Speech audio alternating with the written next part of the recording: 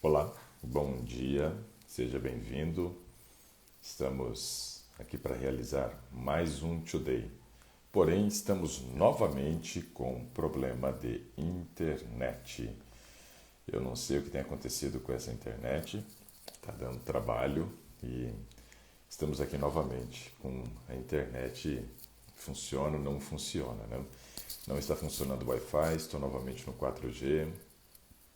Mais uma vez correndo o risco aqui da gente não conseguir conversar direito, porque nessa região onde eu moro aqui, nós temos muito problema com a internet, mas vamos tentar mais uma vez ver o que a gente consegue aqui usando 4G, já que a internet novamente não está funcionando, sabe? Isso daí parece que está virando uma mania agora de manhã, durante a parte da manhã, né? Que coisa terrível. Bom, deixa eu cumprimentar as pessoas que já estão aqui comigo. Nós temos aqui a Marta Correia, a Geusa Pacheco, a Beauty Mania Tatuapé, Márcia Murano, a Rubenita, Geusa Pacheco, Maília Tomazini, deixa eu ver quem mais aqui, ó. A Aurita, conosco também, a Tatiana Galvão, a Helena, a Lucy Jatiki, a Gilca, a Maria Lúcia, legal, Luciné Tobias, Osanete, Crislin, a Sara Almeida, legal pessoal, bastante gente já está aqui conosco. Bom, sejam todos muito bem-vindos, é um prazer receber cada um de vocês aqui no Today. Novamente estamos com problema de internet, vamos ver o que a gente consegue fazer aqui com essa internet meia boca. Complicado. A Maricele está aqui conosco também, seja bem-vindo, Maricele. Bacana, pessoal. A Sol, amiga lá dos Estados Unidos, conosco também. O Gilmar, que está lá, próximo da minha terra, né? Está por aqui. Ó, a Sol está fazendo exercício. Rapaz, que beleza. Maravilha. Muito bom. Isso mesmo, Sol. Faça exercício. A Marília, nós tentamos conversar com ela ontem. Vamos ver se a gente consegue conversar hoje. Vamos ver se dá certo aqui. Ó. Já a internet está ruim. Vamos aproveitar enquanto ela está mais ou menos funcionando aqui. Vamos ver o que a gente consegue. O sol lá nos Estados Unidos é 1 hora a menos, então 6 horas. A Marília recusou. Gilmar está em Paranavaí agora. 80 quilômetros de Maringá.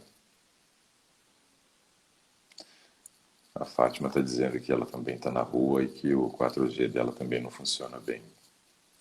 Pois é complicado esse negócio do 4G.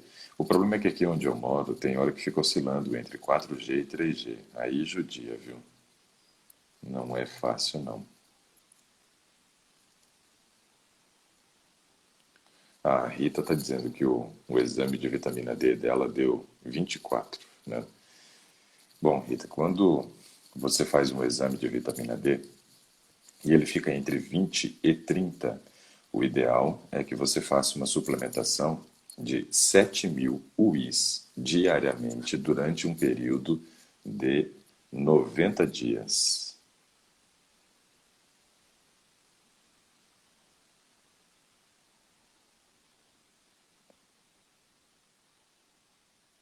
A Nazaré está dizendo que não está conseguindo falar, vai ver se consegue mandar o exame por uma outra forma para eu poder dar uma analisada.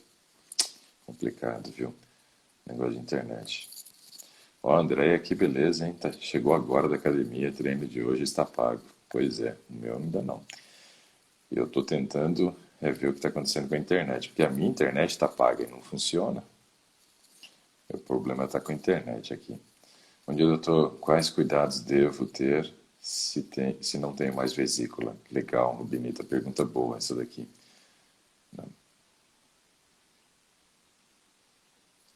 Olha só, a família Moraes diz assim, saindo do trabalho e caminhando para casa.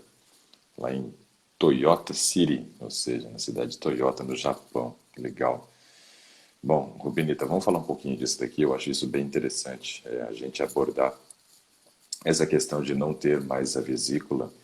E a gente sabe que a nossa vesícula ela tem dois papéis básicos. O primeiro papel da vesícula é armazenar uma quantidade de bile que vai sendo produzida pelo fígado. Então, o fígado produz a bile é armazenada dentro da vesícula. Esse é um dos papéis. O segundo papel é concentrar essa bile, fazer com que essa bile tenha mais efetividade na hora de trabalhar, né? Então, esse é um aspecto importante também. A bile concentrada, ela consegue ser mais efetiva para ajudar o início do processo da digestão da gordura. Então, qual é o papel da bile que fica armazenada dentro da vesícula? A bile, quando ela é despejada no nosso intestino por uma abertura, um orifício que a gente chama de orifício de Oddi ou esfíncter de Oddi, ali nós temos então a gordura entrando em contato com a bile. A bile, ela faz um papel como se fosse de um detergente. Quando você, por exemplo, come uma macarronada, né, gorda, aquela macarronada que depois fica cheia daquelas gotinhas de gordura no prato depois que você termina de comer o macarrão, se você for lavar só com água, você não consegue retirar a gordura. Você precisa colocar um detergente. Porque o detergente faz com que o óleo, que não se mistura com a água, ou seja, é uma molécula que a gente chama de anfipática, se torne hidrofílica e tenha contato com a água. A bile faz a mesma coisa. A gordura que nós ingerimos através da alimentação, ela não se mistura com a água. Mas se ela não se mistura com a água, não vou conseguir fazer a ação da lipase pancreática sob essa gordura para fazer a digestão. Eu preciso torná-la, então, em amiga da água. O papel da bile é esse: transformar a gordura em amiga da água, uma molécula hidrofílica. Aí sim, a enzima vem e faz a digestão da gordura. Agora imagina, se eu, por exemplo, não tenho mais a vesícula, eu não tenho condições nem de armazenar, ou seja, ter grande volume de bile, nem concentrar. O que acontece? Produzimos a bile no fígado, despejamos a bile no intestino, independente de ser um horário de alimentação ou não. Isso quer dizer que muitas vezes a gente come o alimento e eu não tenho quantidade de bile suficiente para fazer esse processo de emulsificação da gordura, transformar ela em amiga da água, e eu aumento o tempo de permanência do alimento no estômago, favorecendo então o refluxo gastroesofágico. Então é importante a gente lembrar desse conceito. Então, ó, gordura sem vesícula aumenta o tempo de permanência do alimento no estômago. Mais refluxo, mais gastrite, risco maior para isso. Se a gordura passar para o intestino, aí é outro problema, porque não tendo esse processo de emulsificação da gordura, nós vamos acelerar o trânsito intestinal. Acelerar a ponto de gerar uma diarreia, onde vai ter presença de gordura no vaso. Quando você, por exemplo, observar, né, o vaso depois da diarreia, você vai perceber que tem várias bolinhas de óleo ali que não se misturam com água. Isso chama-se esteatorreia. Se nós temos esse trânsito intestinal acelerado em virtude de não ter bile suficiente, não estamos conseguindo fazer a digestão e absorção de vários nutrientes, ou seja, vamos entrar em carência nutricional. Então, o principal cuidado para quem não tem mais a vesícula é cuidar muito da quantidade de gordura que ingere na refeição. Vai ter que ingerir uma quantidade de gordura menor. Se possível, não adicionar gordura na hora de fazer a preparação do alimento e comer a gordura que está presente no alimento in natura. Por exemplo, comer um amendoim, comer uma castanha, comer um abacate, né? Mas, se possível, não adicionar o óleo. Até mesmo o azeite tem que cuidar com a quantidade que se ingira, porque daí para frente o problema pode se tornar grande. Uau, olha só, pessoal. A Rita diz assim, ó, a vitamina B12 deu 87. Rita, a vitamina B12, ela tem assim uma importância muito grande para nós, principalmente para a formação de células sanguíneas. Então veja, a parte vermelha do sangue depende muito da vitamina B12 para ser formada. Nós podemos entrar num quadro de uma anemia profunda por causa dessa vitamina B12 em 87. Começar a sentir muita fadiga, muito cansaço, sonolência, ter dificuldade de concentração, afetar também a parte cognitiva. Por quê? Porque a vitamina B12 ela é muito importante para o bom funcionamento do sistema nervoso.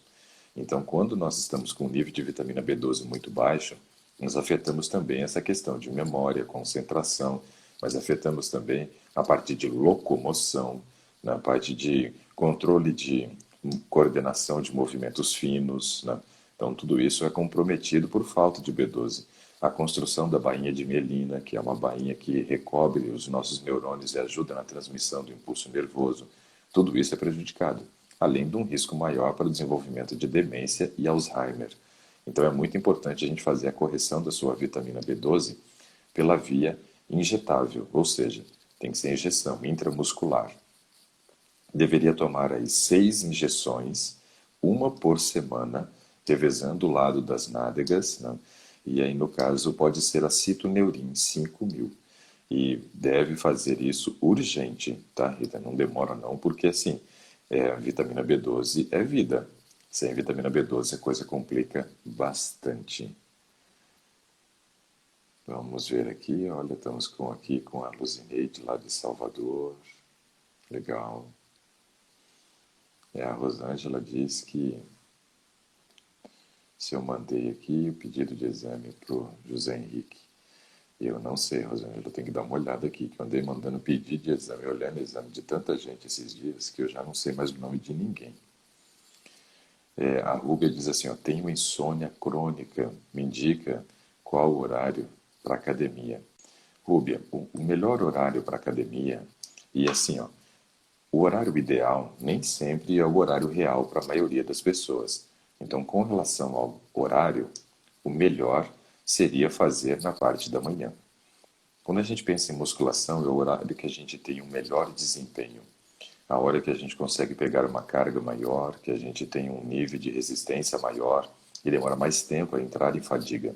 Então, o aproveitamento da musculação é muito melhor na parte da manhã do que no final do dia. Além do que, não vai agitar o nosso organismo no final do dia e acabar prejudicando a questão da qualidade do sono. Então, pela manhã seria a melhor opção. Mas aí tem que verificar, Rúbia, se cabe dentro do seu cotidiano. Se não couber dentro da sua rotina fazer uma musculação pela manhã, faça no horário que é possível. Mas depois, utilize técnicas de relaxamento para que você consiga desacelerar para dormir melhor. E que técnicas seriam essas, Ricardo? Bom, nós temos algumas. Uma delas, por exemplo, é nós tomarmos um banho morno ou fazer um escaldapé. Isso ajuda a melhorar a circulação do sangue, trazendo um grau de relaxamento maior e favorecendo, então, a qualidade do sono. Outra coisa que a gente pode fazer que ajuda bastante também são os exercícios respiratórios. Né? Fazer uma respiração profunda, inalando o oxigênio, né, pelo nariz e soltando pela boca, trabalhando o diafragma. Né? Isso ajuda a trazer um grau de relaxamento muito grande. Outra coisa que pode ser feita, que também ajuda bastante, é você receber uma massagem de alguém. Então, no caso aí, um filho, uma filha, um marido, né? Ou até mesmo a esposa, se é um homem, no caso, nós temos essa possibilidade de aumentar a liberação da ocitocina. A ocitocina é o hormônio do amor, e isso traz um grau de confiança maior, ou seja, traz uma paz de espírito e também, né, aumenta aí o grau de relaxamento da musculatura, o que pode ajudar bastante a favorecer a chegada do sono. Então são essas opções. A Sumangini diz assim, o que devo comer para iniciar um jejum intermitente? Bom, de jejum intermitente, eu poderia fazer algumas considerações aqui, que eu considero elas muito importantes para quem pretende comer menos vezes ao dia. Eu tenho recomendado que o número de refeições máximo deve ser 3, mas podemos fazer 2 refeições. Mas aí temos que considerar alguns aspectos importantes. O primeiro aspecto que devemos considerar é o seguinte: quando falamos a respeito do horário das refeições, devemos lembrar que nosso metabolismo ele tem um gasto calórico diferente ao longo do dia. Ou seja, Eu não gasto a mesma quantidade de calorias das 6 horas da manhã até o meio-dia, do meio-dia às 6 da tarde e das 6 da tarde até às 6 horas da manhã. Varia muito o gasto calórico. Segundo uma pesquisa, na parte da manhã, que vai das 6 da manhã até o meio-dia, nós gastamos uma média de 45% das calorias que a gente vai gastar durante todo o dia. Obviamente, eu devo então entender o seguinte: se o meu metabolismo é mais acelerado na parte da manhã, se o meu gasto calórico é muito grande na parte da manhã, eu devo comer mais calorias em qual horário? Na parte da manhã. E o jejum intermitente, da maneira como as pessoas têm apregoado, tem me preocupado porque eles não comem na parte da manhã e acabam ingerindo a caloria do dia na hora do almoço e no horário do jantar. Mas aí nós acabamos concentrando calorias em horário que o nosso organismo gasta pouco, o que pode favorecer um ganho de peso, porque o nosso organismo vai entender: eita, por que, que o Ricardo está comendo tanto num horário que gastamos tão pouco, por exemplo, na parte da noite? E ele, pensando dessa forma, vai desenvolver o que eu brinco ser a síndrome, né, da hibernação do urso. O que é a síndrome da hibernação do urso? Né?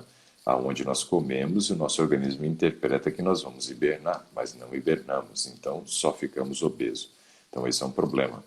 Por quê? Estamos ingerindo muitas calorias no horário que gastamos pouco. Então, para mim, quando fala-se a respeito de jejum intermitente, não vejo como uma opção ruim, na verdade vejo como uma opção excelente, porém fazendo essa adaptação do horário. Lembrando que gastamos mais calorias na parte da manhã e na parte da tarde, e não à noite. Então, se fosse fazer um jejum intermitente, poderíamos seguir um desses dois horários que eu vou sugerir agora. Faço o de jejum e o almoço e volto a fazer somente o próximo de jejum. Segundo uma pesquisa que foi realizada na República Tcheca, dividindo as calorias justamente nesse horário, no de jejum e almoço, tiveram resultados excepcionais para a perda de peso, controle de glicose sanguínea, diminuição de resistência insulínica e controle da fome. Então, vale muito a pena trabalhar nesse modelo de distribuição das calorias de jejum e almoço, e não almoço e jantar, como se falam no jejum intermitente. Ou então, fazer, por exemplo, uma refeição entre 9 e 10 da manhã e uma outra refeição por volta de 5 horas da tarde. Seria uma distribuição muito interessante e é o que geralmente eu tenho feito na minha vida. Eu como por volta de umas 9 horas da manhã e muitas vezes volto a comer somente 5 da tarde e não como mais. Ontem foi um pouco diferente, porque ontem eu tinha uma consulta num neurologista, então assim que eu voltei eu acabei comendo e era por volta de umas 3 horas, e aí estou em jejum até o presente momento. Vou comer somente depois do estudei. Então é assim que eu tenho trabalhado e tenho me mantido muito bem. A Edna diz assim, ó: a fórmula que o senhor passou é uma para cabelo e tem uma outra fórmula que é para aumentar a testosterona. Sim, são fórmulas diferentes, Edna. E vi duas fórmulas lá no grupo do Transformação Vital. Então é isso mesmo, nós temos duas fórmulas. Uma delas, né, que eu passei lá dentro do grupo com a finalidade, né, de melhorar os problemas de queda de cabelo. Né? Para quem está tendo queda de cabelo, que tem a ver com parte nutricional. Né? A minha não tem a ver com parte nutricional. A minha é alopécia androgenética, ou seja, tem a ver com a família que eu nasci. Né? Não tem a ver com os meus ancestrais. Por exemplo, se a gente começa a observar meus ancestrais, vamos perceber que na família da minha mãe, por exemplo, o meu avô, né, ele tinha uma calvície, e aí meus tios têm, e aí sobrou esse negócio para mim também. Horrível, né? Mas faz parte da vida. Quando tiver a possibilidade de ir lá para a Turquia, aí eu vou e vou plantar cabelo, e aí vou voltar cabeludo de lá, depois de 6 meses. Então, assim, ó, uma das fórmulas é para tentar amenizar essa questão da queda de cabelo. E uma segunda é com a finalidade de estimular a produção de testosterona. Então, é uma fórmula baseada em plantas, né? E são duas, na verdade, né, para a questão da testosterona. Uma delas é só o Tribulus terrestris, né, que é uma planta muito utilizada para estimular a produção de testosterona, e a outra, né, onde tem vários compostos de plantas ali, todas elas com a finalidade de aumentar a produção de testosterona. Então é isso mesmo, Edna, são fórmulas diferentes. A Paty diz assim: doutor, minha ferritina está em 11,4 e meu ferro em 92. Devo repor? Sim, Paty, já vale a pena. Veja que o teu ferro sérico está normal, mas a que preço? Ao preço de exaurir o ferro, né, da ferritina, que é a forma que nós temos de armazenar ferro no organismo. Então, 11,4 você já está com um nível de ferritina muito baixo e vale a pena fazer a reposição com sulfato ferroso. E é muito interessante nós fazermos essa reposição. Por quê? Justamente quando eu tenho um nível de ferritina normal, eu tenho certeza que eu tenho a possibilidade de manter o meu ferro normal por muito tempo. Quando eu estou com a ferritina baixa, mesmo que o ferro esteja normal hoje, em pouco tempo o ferro vai cair também e os problemas de anemia vão começar a aparecer. Então, nesse caso, já vale a pena fazer uma reposição. Geralmente você usa 60 miligramas de sulfato ferroso para fazer essa reposição. Às vezes, algumas doses mais altas, mas normalmente isso. A Kátia disse que já correu 7 quilômetros e que o dela também está pago, né? O exercício do dia. Estou com inveja de vocês. Vitamina B12, aqui a Rita falou que deu 87, é isso mesmo, tem que tomar, Rita, naquele esquema que eu falei, citoneurin 5.000, uma por semana durante 6 semanas. Em Atibaia está muito quente, a Aurita diz. Ontem fez muito calor aqui, chegou a 35 graus aqui em Brasília. Quente, viu? A Suca Siqueira diz assim, ó, bom dia, doutor. Meus leucócitos estão sempre abaixo do mínimo. O que devo fazer? Né? Me alimento super bem. Bom, quando a gente observa a questão de leucócitos, a gente tem que observar o seguinte. Leucócito é uma das células do nosso sistema de defesa. Quando nós falamos do sistema de defesa, nós temos várias. Temos leucócitos, temos neutrófilos, temos eosinófilos, temos macrófago, as células natural killers. Todas elas fazem parte do nosso sistema de defesa e os linfócitos também. Então, nesse caso, a gente tem que observar que, para produzir as células do sistema de defesa, nosso organismo precisa estar com um bom estado nutricional. Então, além de fazer o exame para fazer a dosagem, no caso de leucócitos, é importante observar, açúcar, o seguinte: sua proteína total e frações. Né? É um exame interessante para você observar, porque ali você vai ter uma noção de como está o seu estado nutricional. Então, isso é muito importante. E também sabemos que o aumento do consumo de determinados minerais tem uma relação direta com a melhora também da imunidade. Por exemplo, quando a gente consome zinco, mas aí pela finalidade de melhora da circulação sanguínea, quando consumimos o magnésio, porque o magnésio está envolvido em mais de 300 funções metabólicas no nosso organismo, então pode ser uma opção interessante, mas algo que as pessoas têm usado e eu tenho achado muito interessante com relação ao aumento da imunidade, justamente para tentar aumentar o número de leucócitos, é o NAC. E o que é esse NAC? É a N-acetilcisteína. N-acetilcisteína. A N-acetilcisteína é um suplemento que você deve tomar na dose de 500 miligramas ao dia e é algo bem interessante para ajudar a melhorar a imunidade e, quem sabe, conseguir aumentar o número de leucócitos. Então eu vejo com bons olhos o uso da N-acetilcisteína 500 miligramas. Pode ser uma opção para você, Suca, e talvez te ajude bastante a resolver essa questão do seu número de leucócitos abaixo. A Nutri Eulisana Santos diz assim, ó, bom dia, grupo. Para quem já adquiriu o curso Gastronomia Vital, né? Deixa eu ver aqui. Tem grupo para quem já adquiriu Gastronomia Vital? Tem sim. Nós estamos colocando as pessoas, né, que adquiriram Gastronomia Vital 2, né, dentro dos grupos, né, o Juan já está criando isso para nós, né, e todos estarão no grupo até a data de início, né, das aulas, que começa agora já no dia 6 de outubro. Quem está no grupo 1, né, do Gastronomia Vital 1, vai ser criado um Gastronomia Vital 2 e você vai ser colocado lá também se é aluno do 1 e do 2. Quem é aluno só do 2, logo já será adicionada dentro do grupo. Fique tranquila que já vamos ter esse canal de comunicação com todos vocês. A Edna diz assim, hoje acordei às 5 da matina e fui correr. Missão proposta na mente, cumprida na prática. Muito bom. Legal, Edna. Isso daí É algo fantástico quando você se propõe a fazer algo e consegue cumprir, sabe? As pessoas geralmente não avaliam, Edna, qual é o poder dessas pequenas vitórias.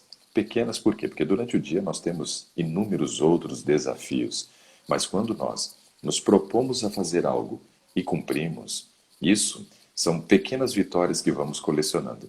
E a coleção dessas pequenas vitórias é o que nos fortalece para conquistas cada vez maiores, não somente na área do cuidado, né, dos aspectos físicos, mas em todas as áreas da vida. Nas áreas emocionais, nos tornamos muito mais resilientes quando conseguimos colecionar pequenas vitórias. Na área social também, né, isso melhora bastante a questão dos nossos relacionamentos, né? Nos tornamos mais imunes a críticas e assim por diante. Melhora também os aspectos espirituais, mas melhora muito também o desempenho profissional. Então, nos tornamos muito melhor na questão do desempenho profissional e também na gestão financeira. Veja, colecionar pequenas vitórias vai trazer benefício em todas as áreas da nossa vida. Então, parabéns, Edner. Essa conquista é fantástica, de acordar 5 da matina e já ter realizado a atividade física. Muito bom, parabéns, fantástico isso. A Marília diz assim, doutor, tenho... o que é isso aqui? Deve ser mancha rosa nas pernas. Não é muscular e nem articular. Tenho medo de uma tromboflebite. O que fazer? Outro pedido, fale um dia sobre os sintomas de menopausa. Está acabando comigo. A Marília diz assim. Então, veja, ela falou alguma coisa aqui da perna, só que ficou, acho que faltando uma palavra. Mas assim, ó, questão de tromboflebite, a gente tem que observar a questão da circulação sanguínea. E quando pensamos em circulação sanguínea, devemos lembrar algo muito interessante. Deixa eu ver se eu tenho uma folha aqui, para eu poder fazer um desenho aqui. Vou pegar essa folha aqui, onde minha filha fez um desenho de um lado, e vou usar o outro lado só para fazer uma representação aqui, ó. Rapidinho, para eu poder explicar isso aqui, ó.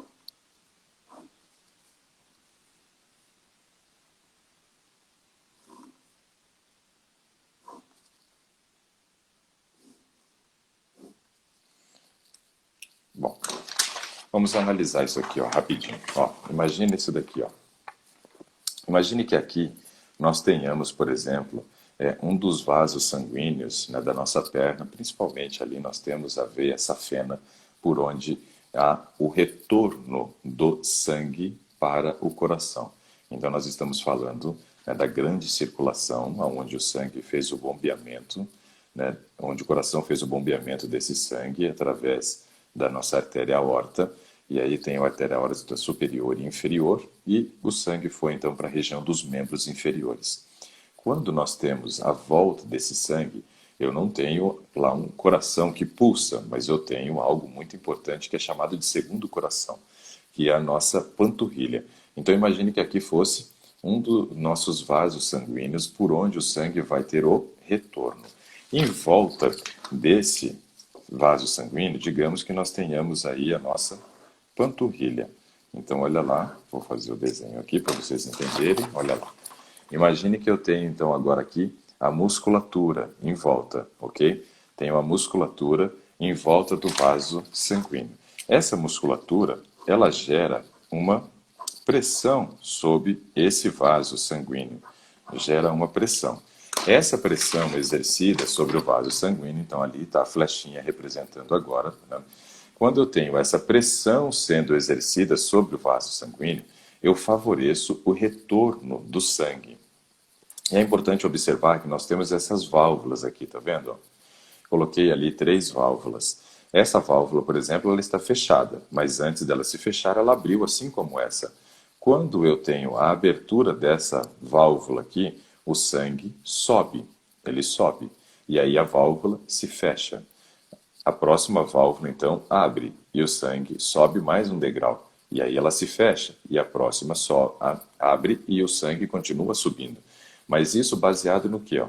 Na pressão que está sendo exercido pela musculatura que nós temos, né, em volta desses vasos sanguíneos, que é a nossa panturrilha, no caso. Então, esse é um aspecto bem interessante para a gente observar. Agora, quando nós, por exemplo, não fazemos atividade física e começamos a ter perda da musculatura, dois problemas. O primeiro, não tenho essa pressão mais que favorece a volta do sangue para o coração. E aí começa a aumentar o risco de uma trombose. Além do que, devo lembrar que muitas vezes, pela falta da musculatura, essa válvula ela se abre, mas na hora de fechar, ela não fecha hermeticamente. Ou seja, há um espaço. O sangue sobe, porém, como a válvula não fecha completamente, eu tenho um refluxo sanguíneo. É chamado de refluxo porque eu tenho a volta do sangue que deveria subir para a próxima válvula, descendo para a válvula anterior. E isso então começa a gerar o problema do refluxo sanguíneo, o que gera extravasamento de líquido, e aí eu tenho sangue saindo dessas regiões aqui do vaso sanguíneo para a região do espaço intracelular, ou intersticial, né, entre os tecidos. E aí o que vai acontecer? Edema, inchaço e um maior risco de trombose. Então é importante nós observarmos esse aspecto. O vaso sanguíneo, ele depende da musculatura para que ele consiga fazer o retorno sanguíneo. Além do que a gente tem que lembrar que ainda tem a força gravitacional, ou seja, agora é física, né? Força-peso. Essa força G, que é a força gravitacional, ela puxa tudo para a região do centro da Terra. Então, devemos lembrar que nesse momento nós temos ainda uma força que dificulta, que gera uma resistência para o retorno sanguíneo.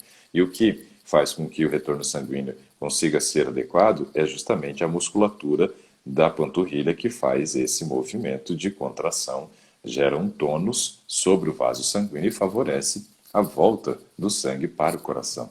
Então, olha só que interessante, né?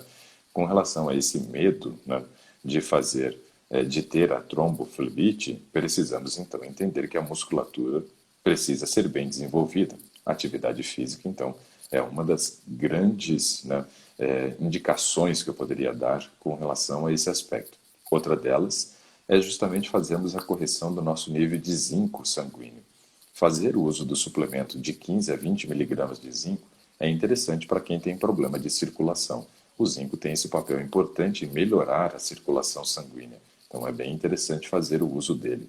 Outra coisa que também deve ser feito para poder melhorar essa questão do retorno sanguíneo é nós entendermos que controlar a pressão é fundamental. Por quê? Porque o aumento da pressão aumenta também o risco de extravasamento de água para fora do vaso sanguíneo, aumentando o risco de edemas e uma trombose, uma flebite, algo parecido com isso também.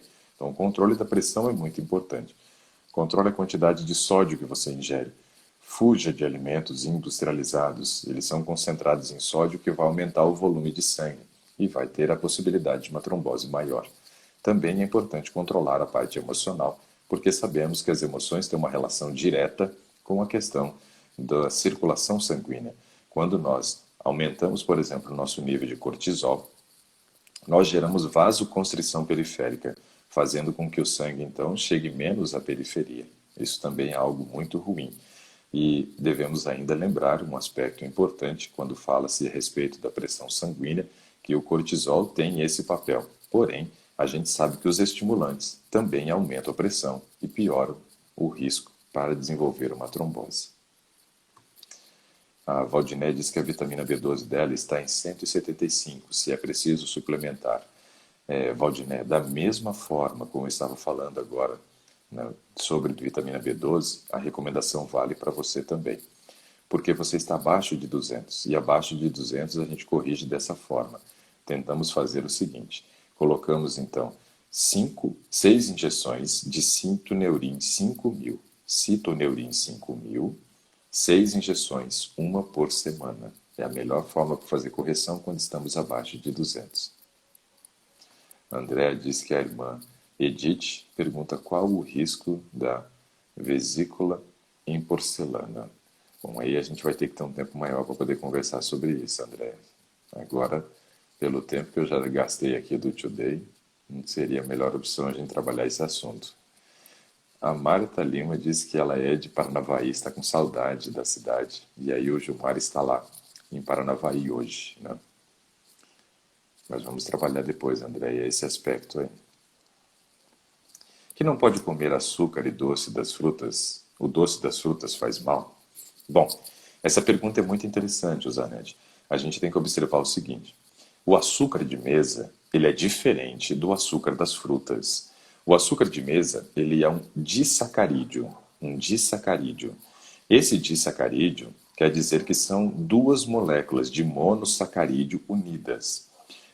Que tipo de mal o açúcar faz para você? Então a gente tem que observar. Você tem algum problema com açúcar porque você não tem sacarase, que é a enzima responsável pela digestão da sacarose, que é o açúcar da cana, né? Se for, por exemplo, um problema com relação à sacarase, o açúcar das frutas não vai fazer nenhum mal para você, porque ali nós temos um monossacarídeo que não tem a necessidade de sofrer uma quebra enzimática, já está na forma de monossacarídeo e simplesmente vai ser absorvido no intestino. Agora, se o problema não for correlacionado à questão da falta da enzima sacarase, for alguma coisa correlacionada, por exemplo, a um diabetes, aí sim, tanto o açúcar de mesa quanto o açúcar das frutas pode fazer mal. Mas temos uma diferença entre os dois. A sacarose, por exemplo, ela precisa sofrer a digestão, mas ela tem uma absorção rápida porque não tem fibra. Já o açúcar das frutas, ele contém a fibra juntamente com ele. Isso faz com que a absorção do açúcar das frutas geralmente seja mais lenta do que a absorção da sacarose. Quando nós observamos o índice glicêmico, que é a velocidade de absorção de um carboidrato, de um açúcar no caso, nós temos o índice glicêmico dividido em três níveis: um baixo índice glicêmico, um médio ou um alto índice glicêmico. O baixo índice glicêmico vai de 1 a 30, o médio de 31 a 60 e o alto de 61 a 100. A sacarose, nessa velocidade de absorção intestinal, considerando o índice glicêmico, é 67, ou seja, é um açúcar que tem uma velocidade de absorção alta. Quando falamos a respeito da fruta, nós temos uma variedade de índice glicêmico dependendo da fruta. Algumas frutas, por exemplo, têm índice glicêmico mais alto, que não seria uma boa opção para quem, por exemplo, tem um diabetes. Quais frutas têm índice glicêmico elevado, Ricardo? Por exemplo, um abacaxi. Quando você olha para o abacaxi, você nunca quer pegar aquela fatia branca, né, com cara de anêmica. Você sempre quer pegar aquela fatia mais amarelinha, aquela fatia bem meladinha, né? E você olha e você fala, essa deve estar uma delícia. Pois é, essa fatia de abacaxi que está uma delícia tem índice glicêmico alto, velocidade de absorção muito rápida. E para diabético, por exemplo, seria um problemão. Ah, mas quer dizer então que eu não posso comer mais abacaxi? Que crime que você está falando hoje de manhã? Não. Na verdade, você até pode comer o abacaxi e pode comer a fatia bem meladinha, docinha. Mas aí tem uma característica interessante. Eu preciso adicionar fibra para poder comer essa fatia de abacaxi e não ter um efeito colateral de gerar uma hiperglicemia na corrente sanguínea, porque a absorção da frutose vai ser muito rápida. Nesse caso, eu posso adicionar ou linhaça sobre o meu abacaxi ou a chia. Eu estou adicionando fibra, o que vai segurar a velocidade de absorção desse carboidrato, que é a frutose, e aí eu vou poder comer a minha fatia de abacaxi bem docinha. Isso também acontece com o mamão. O mamão também tem um índice glicêmico elevado, por isso eu como muito mamão, gosto muito de mamão. Mas nunca como mamão puro. Sempre que eu como mamão, como com granola ou como com aveia. Por quê? Porque estou adicionando fibra e dessa forma estou segurando a velocidade de absorção da frutose. Ajuda muito a controlar o índice glicêmico, né, do mamão, que é geralmente elevado, não gerando então essa hiperglicemia e, consequentemente, uma hipoglicemia de rebote que gera fome. Outra fruta que nós encontramos aí que tem um índice glicêmico elevado também é a banana muito madura. E como é que eu sei que uma banana está muito madura ou pouco madura? A banana pouco madura é aquela que está com sua casca amarela sem pintas pretas. Então essa tem um índice glicêmico muito legal, 31 na velocidade de absorção. Quando a banana está com a casca amarela cheio de pintinhas pretas, o índice glicêmico de 31 salta para 62. E aí, nesse caso, não é a melhor opção comer a banana com a casca amarela cheia de pintinhas pretas, por mais docinha que ela esteja. Então, devemos observar esses detalhes, isso faz toda a diferença. Então, Zanetti, depende do problema que você tem com relação ao açúcar. Se é falta de enzima, sacarase, você pode comer as frutas e não vai ter problema nenhum. Se o seu problema com relação ao açúcar é por causa de um índice glicêmico, uma resistência insulínica e um aumento de glicose na corrente sanguínea, aí você tem que observar essa questão do índice glicêmico para fazer o controle e não gerar o problema de ter um pico de glicose. A Fátima disse que, infelizmente, o 4G dela deu pau lá e pede para eu salvar a live. Eu vou salvar, Fátima, a não ser que o meu também dê um pau aqui no final, porque eu também estou usando 4G, hoje eu estou sem internet em casa. É uma complicação, viu? Mas está indo, está funcionando aqui, graças a Deus. Ana Lúcia Linhares pergunta assim, que diz que o sogro da neta dela está perdendo proteína na urina. Ele tem 70 anos. O que fazer? Ana Lúcia, você fez a pergunta que a gente diz que nunca gostaria que fosse feito quando a gente faz um tratamento clínico de alguém. Né? Estou tendo proteinúria. O que quer dizer isso? Proteinúria está correlacionado à perda de proteína na urina. Quando que nós temos uma proteinúria? Quando há uma insuficiência renal instalada. Então, quer dizer, estamos falando de uma das doenças mais difíceis de ser tratado dentro da área de nutrição. Insuficiência renal é pior em termos de tratamento, de trabalho que dá para o profissional, né? Conseguir fazer todos os ajustes necessários para o paciente do que um paciente que está com câncer. Porque o paciente que está com câncer, nós sabemos o que tem que ser feito, sabemos qual é o protocolo que deve ser seguido. Agora, na questão de uma insuficiência renal, a presença da proteinúria, no caso, mostra que não está tendo uma boa taxa de filtração glomerular. O nosso rim, ele é dividido em regiões. Uma das regiões que nós temos no nosso rim chama-se glomérulo. Quando nós temos um problema com relação à taxa de filtração glomerular, é quando nós estamos filtrando pouco o nosso sangue. E aí, nesse caso, nós não estamos conseguindo fazer a retenção daquilo que é importante. Está tendo uma perda muito grande. E aí estamos perdendo, aí, no caso, a proteína. Isso é um problema. Por quê? Porque se eu continuar comendo proteína em grandes quantidades, nós vamos piorar o processo e conduzir essa pessoa em pouco tempo para uma insuficiência renal grave, aonde vai ser necessário fazer a hemodiálise. Então é um problema. Outra coisa que a gente precisa considerar aqui também é que nós temos alguns minerais que sobrecarregam muito a função renal. Então, além de controlar a ingestão de proteína, vai ser muito importante também observar a ingestão de fósforo, potássio e sódio. O sódio porque ele aumenta a pressão, e aumentando a pressão, sobrecarrega mais a função renal e aumenta as perdas de proteína na urina, levando então esse rim para falência completa e a necessidade de uma hemodiálise. O potássio e o fósforo são minerais que sobrecarregam muito a função renal para quem tem uma insuficiência renal. Nesse caso, então, temos que saber onde está o potássio e onde está o fósforo. Esses dois minerais, eles são muito concentrados em alimentos de cor verde escura.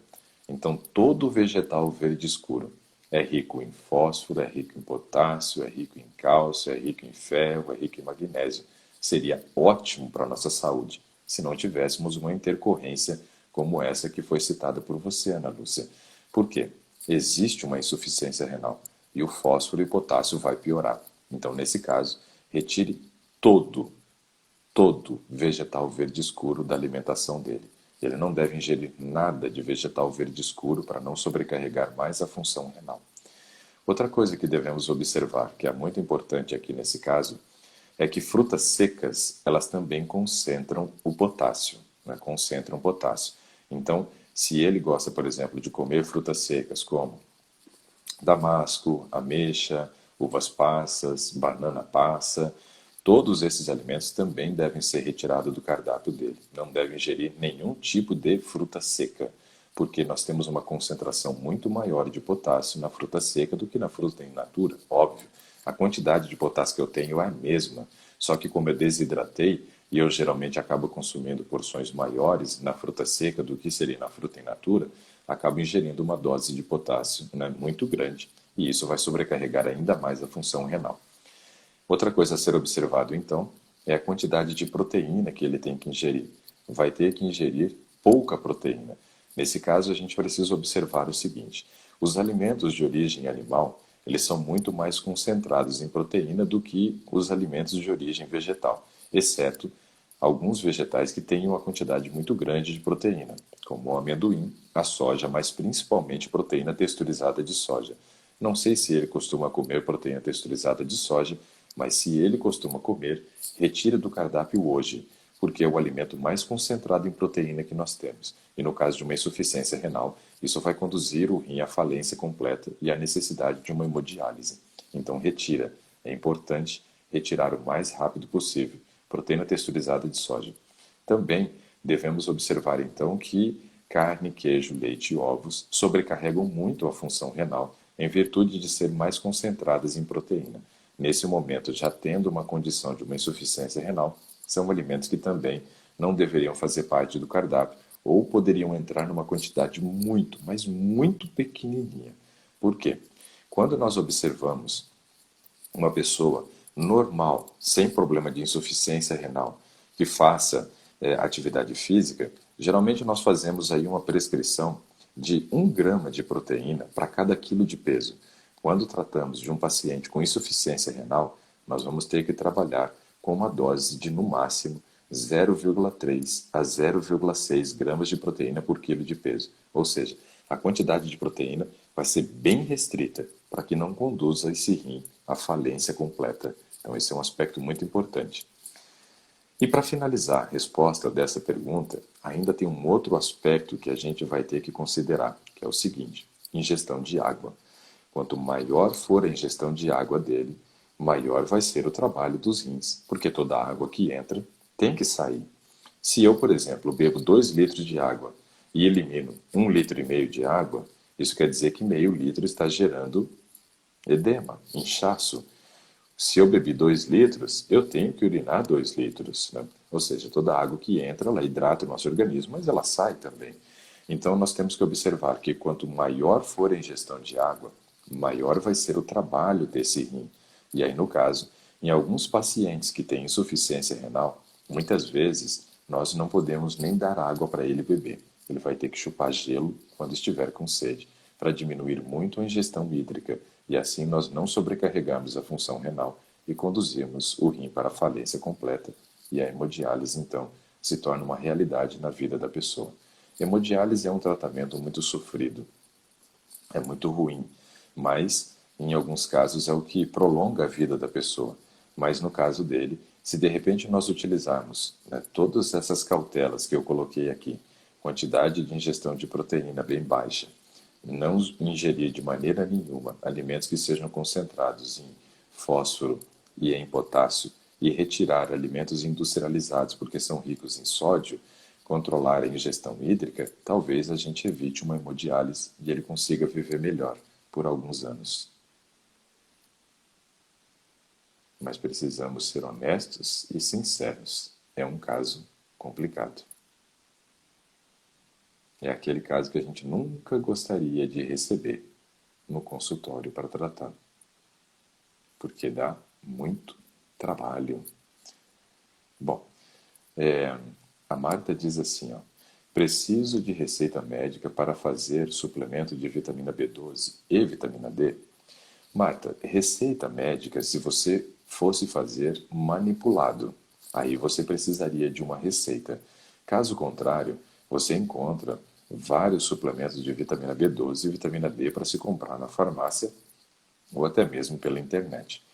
E aí não há necessidade nenhuma da receita médica, mas é importante saber sobre os seus exames, o resultado que deu, para fazer uma suplementação que seja de acordo com a sua necessidade, para não ficarmos dando tiro no escuro e fazendo tentativa e erro, né? Aí é um problema. A Claudete diz assim, ó, tenho gordura no fígado. E ela pergunta, leite de coco, né? Será que faz mal? Né? Então, assim, ó, gordura no fígado quer dizer esteatose hepática. Esse é o nome da doença. Quando nós temos gordura no fígado, algo que a gente precisa lembrar é o seguinte, quanto maior for a minha ingestão de gordura, sim, posso piorar a questão da gordura no fígado. Porém, devemos lembrar que muito dessa gordura que foi armazenada no fígado, ela não veio da gordura que eu ingeri, e sim do carboidrato que eu ingeri. O excesso de carboidrato forma triglicerídeo, e esse triglicerídeo é armazenado no fígado. Então eu tenho que cuidar muito não só com a ingestão da gordura em si, mas principalmente com relação à quantidade de carboidrato que estamos ingerindo. Não só a quantidade, como a qualidade. Então veja que eu estava dizendo ali, por exemplo, das frutas. E aí citei algumas frutas de índice glicêmico alto, por exemplo, a banana pouco madura é excelente, a maçã é excelente, o pêssego é excelente, né, a laranja é excelente. Então eu tenho várias frutas aí no caso que têm, né, velocidade de absorção mais lenta. E tenho aquelas que não devem ser ingeridas para quem tem esteatose hepática se não for acompanhada por fibra, para que não haja a formação de mais gordura dentro do fígado. E fugir também dos alimentos de índice glicêmico elevado, como o açúcar de mesa é um grande problema. Batata inglesa, né, é um venenaço, porque isso aumenta muito a produção de triglicerídeo. Né? Para quem tem gordura no fígado, não é uma opção interessante. Cuidado com esses cereais matinais, eles também são problemas, porque geralmente eles são sem fibras e uma velocidade de absorção brutal. Tenho que cuidar também com a questão do arroz branco e tenho que observar também o macarrão instantâneo como sendo um dos grandes vilões, né, para quem tem esteatose hepática, piorando ainda mais o caso rapidamente, porque o índice glicêmico é brutal. A Márcia diz assim, fala sobre tireoide de Hashimoto ou tireoidite de Hashimoto. Tireoidite de Hashimoto é uma doença autoimune. E por ser uma doença autoimune, ela tem uma relação direta com a questão emocional. Então é algo muito importante para a gente poder observar é como está o nosso padrão emocional. Quando nós pioramos o nosso padrão emocional, geralmente a doença ou se manifesta ou piora brutalmente. Então fazer uma boa gestão emocional é algo fundamental, Márcia. Tem que cuidar nesse aspecto. E, obviamente, observar também detalhes como peso corporal. Por quê? Quando estamos acima do peso, estamos com um percentual de gordura acima do recomendado. E gordura gera inflamação. Então, esse é um problema que nós temos também e devemos observar. Tem que se observar também outro aspecto muito importante, que é o cuidado da imunidade. Quando a nossa imunidade fica totalmente descompensada, a gente também tem uma piora na tireoidite de Hashimoto. Então, cuidar do padrão de imunidade é fundamental. E aí, quando falamos de imunidade, falamos de vários aspectos. Manutenção do nível de vitamina D normal é algo muito importante para quem tem tireoidite de Hashimoto, que é uma doença autoimune. Todo mundo que tem doença autoimune tem que ter a vitamina D elevada. Devemos cuidar muito também com relação à prática de atividade física, horário de sono, né? Tudo isso vai ajudar. E, se possível, abolir o consumo de qualquer tipo de estimulante, porque o estimulante piora o emocional e o emocional piora a tireoidite de Hashimoto. Então, são aspectos importantes. A Rubia está falando como suplementar a vitamina B12. Se estiver abaixo de 200, eu já comentei, 6 injeções de citoneurin 5000, uma por semana, revezando o lado da poupança, né? E se, por exemplo, estiver com um nível acima de 200 e quiser aumentar para acima de 400, que é o que eu considero ideal, você pode fazer o uso de suplemento via oral ou sublingual. O sublingual tem uma absorção muito melhor do que o via oral. Aquele que você vai deglutir e ser absorvido somente no intestino, não tem uma absorção tão boa quanto, né, a B12 sublingual. E aí, dependendo do nível que você está de B12, você vai fazer o consumo de 5.000 microgramas, por exemplo, de vitamina B12 semanal ou diário, para você conseguir chegar acima dos 400. O ideal é estar acima de 400. O exame para verificar o nível de B12 chama dosagem de B12, ou B12 somente, né? É isso daí. A Claudete fala a respeito da gordura do fígado aqui, né? Eu acho que eu já respondi essa daqui, e pergunta se o coco, né? Se ele faz mal, né? Pode ser que faça sim, tem que observar, mas tem que observar os outros detalhes também.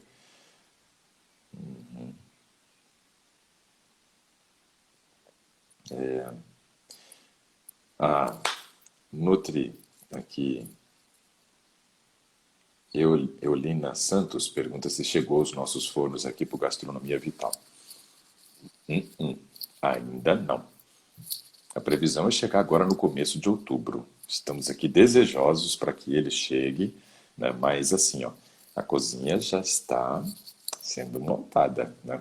Já colocamos o fundo ali do cenário da cozinha, né? Já colocamos a torre quente, a torre fria, a geladeira já está lá no local, né? Já está pronto a parte de prateleiras, né?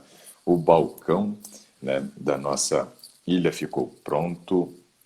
Depois eu vou tirar uma foto e vou postá-la para vocês, o balcão, como é que ficou. O balcão é gigantesco, já cortamos e colocamos a cuba, já foi colocado a torneira, ainda não foi cortado para poder colocar o forno elétrico, porque estamos esperando chegar o fogãozinho elétrico, na verdade, né? E assim que ele chegar, a gente vai cortar para poder encaixá-lo já no local correto, né? A bancada é gigantesca. A NET falou que eu sou exagerado, né? Porque fui eu que determinei o tamanho das medidas lá. E ela falou que eu sou exagerado no último. Tem 3,60 metros a ilha, né, do balcão, onde a gente vai trabalhar, para realmente a gente ter espaço e fazer o melhor gastronomia vital que a gente pode para vocês, não só esse, como os próximos também, né? Então estamos aí ansiosos para chegar o dia 6, mas é uma ansiedade boa, é a ansiedade de poder compartilhar mais conhecimento com os alunos do Gastronomia Vital 2.0. Vou tirar fotos e postar depois para vocês, tá? Ontem eu fui ao médico, ele não sabia o que era homocisteína. Como pode? É, boa pergunta, né, Marta? Como pode, né? Não sei. Não sei nem o que dizer. Se fosse um nutricionista que não soubesse o que é homocisteína, passa. Não se aprende isso na faculdade de nutrição. Não estudamos a respeito de homocisteína. Um médico passou pela faculdade, mas a faculdade passou. Não tem lógica. Caramba, hein? Aí é dureza, Marta. Aí é dureza. Um médico não sabe o que é homocisteína. Tá bom. Não sei mais o que falar. Carmelita diz assim, eu fiz o exame que eu pedi. Ela diz que tem 62 anos e que o resultado foi 25,9. Deve ser de vitamina D, né, Carmelita? Se for de vitamina D, que deu 25,9, você deve utilizar 7.000 UI de vitamina D3 diariamente por um período de 90 dias. Se for vitamina D. A Rita disse que o triglicerídeo dela deu 189. E se ela pode tomar alguma coisa para baixar. Bom, se você for tomar alguma coisa, o médico vai te dar remédio para você tomar. O que a gente precisa entender é o seguinte, Rita. O que faz aumentar o nosso nível de triglicerídeo é o consumo de carboidrato. Então, excesso de carboidrato na alimentação gera matéria-prima para o corpo produzir triglicerídeo. Então, a gente deve reduzir a quantidade de carboidrato que a gente consome. Mas não só reduzir a quantidade, mas principalmente observar a qualidade do carboidrato que a gente está ingerindo. Carboidratos, por exemplo, de índice glicêmico elevado, como eu citei, batata inglesa, macarrão refinado, arroz branco, né, o macarrão instantâneo, cereais matinais, açúcar de mesa, que é a sacarose, né? Todos esses daí devem ser abolidos para quem está com nível de triglicerídeo alto e focar nos carboidratos de absorção lenta e ainda assim controlar a quantidade. O arroz integral, um macarrão integral, um pão integral, né? Pode ser uma opção também aqui interessante, mas tem que ser integral, mesmo esse pão, né? Devemos focar na aveia, na granola, são ótimos carboidratos, a batata doce, né? Esses todos poderiam fazer parte da sua alimentação, mas sempre controlando a quantidade para que não haja sobra e assim o seu corpo consuma o triglicerídeo que está sobrando. Fazer atividade física ajuda corrigir o triglicerídeo em um mês, quando está alto. Fazendo atividade física, a gente corrige numa velocidade brutal. A Keila diz assim, que a vitamina B12 dela está em 349. Pergunta se está baixa. Não, Keila, não está baixa. Está dentro do nível de normalidade. Por preferência da minha parte, porque o lastro da vitamina B12 vai de 200 a 900, considerado normal, e eu acredito que o ideal seria estar acima de 400.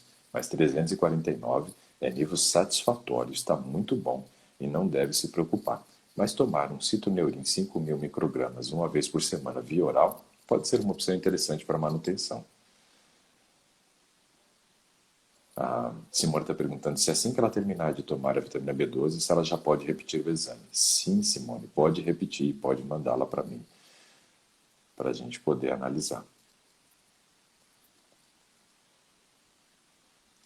Então, deixa eu ver o que mais que tem aqui.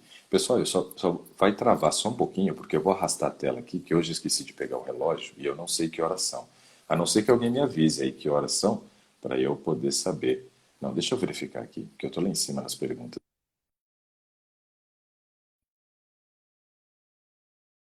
Minutos. É hora de encerrar. Hora de encerrar. Então, eu vou responder a última pergunta do dia. Today, encerrando. Vamos verificar aqui. Qual vai ser a nossa última pergunta? A Valmir Fernandes. É isso aí, Valmir Fernandes. Pergunta assim: qual a forma de repor a proteína do corpo? Legal. Vamos responder essa daqui. Vai ser a nossa última pergunta de hoje, pessoal.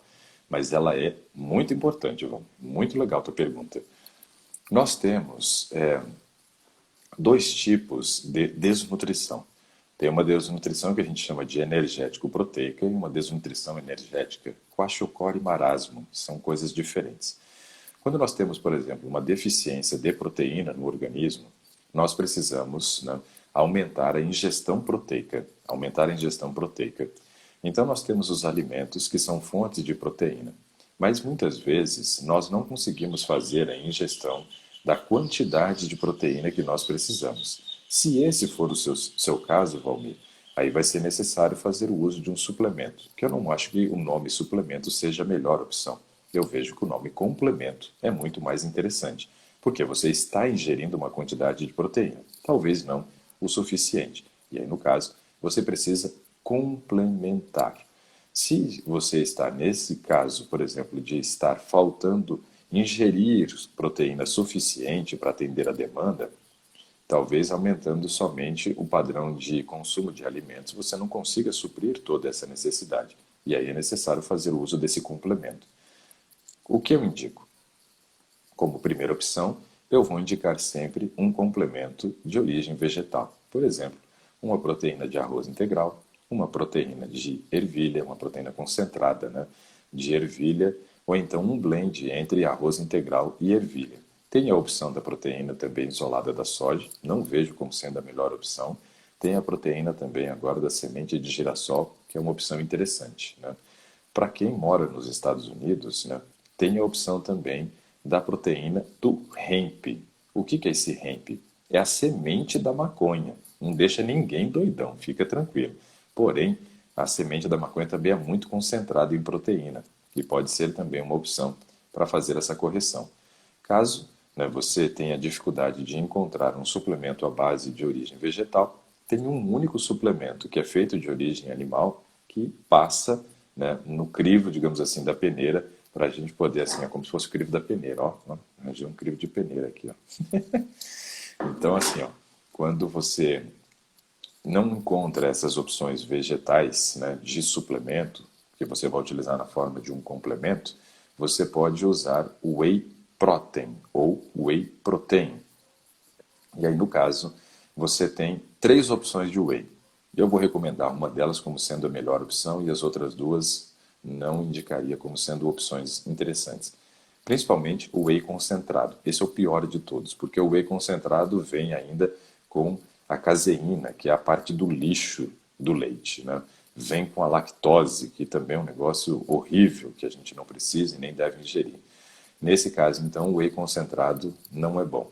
Aí eu tenho o whey isolado, que é uma opção, porém com um tempo de digestão mais longo. E se for buscar a melhor opção entre o whey, que seria a única que eu faria a recomendação, mas sempre fazendo a opção primeiro para a proteína de origem vegetal, seria o whey hidrolisado. Mas aí é importante também estar disposto a botar a mão no bolso. Então, assim a gente faz a correção da proteína, se o caso for falta de proteína, que você não tem conseguido ingerir quantidade suficiente de proteína. Agora, aprender a combinar os alimentos é muito importante, Valmir. É ali aonde a gente consegue, né, fazer a composição ideal para que não haja falta. Então, vou fechar com essa informação agora.